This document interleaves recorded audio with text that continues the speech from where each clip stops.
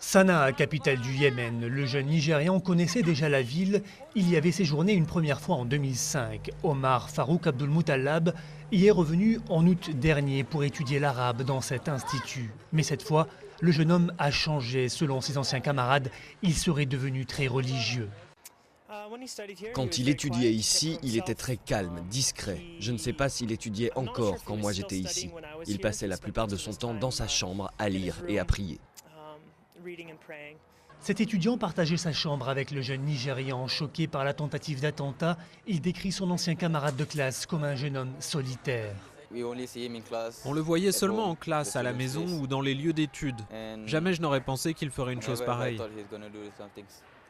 Aucun camarade de classe d'Abdulmutallab ne l'a entendu tenir des propos anti-américains. Un enseignant se souvient même de sa générosité envers les autres étudiants africains.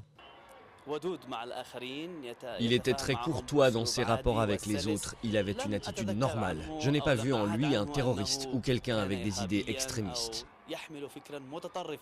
Le directeur de l'Institut de langue de Sanaa, c'est lui qui a inscrit le jeune Nigérian.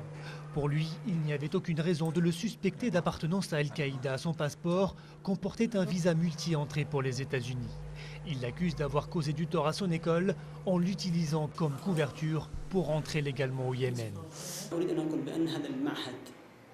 Je tiens à dire que cet institut a un message.